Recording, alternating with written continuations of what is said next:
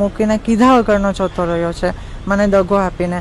મેં શું કરું મને કંઈ ખબર નહીં પડતી, મેં ક્યાંય નહીં રહી. મેં એના માટે જે આ સર્જરીઝ કરાવી, મારા ફેમિલીના અગેન્સ્ટ થઈને મને કોઈ સપોર્ટ નથી કરતું.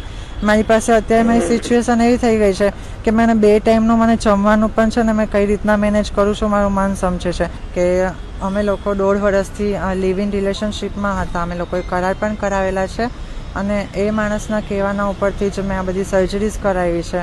મેં મારા પહેલાંના શરીર સાથે ખુશ હતી, પણ આ માણસનું કહેવું એવું હતું કે તું મારી સાથે મેરેજ કરીશ અને તને લાઈફ ટાઈમ નિભાવીશ, સમાજમાં એક્સેપ્ટ કરાવીશ, જો તું છોકરી બની જઈશ તો. એટલે મેં લોનો લઈને સર્જરી કરાવી. એ લોનોના હપ્તા અત્યારે છે ને 17,500 રૂપિયા આવે છે મહિને, અને મારી સેલેરી છે 12,000.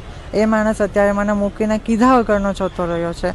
મને 2 વર્ષથી અમે લોકો જોડે રહેતા હતા ખારીવાવ રોડ પર, મૈત્રી કરાર કરાવીને.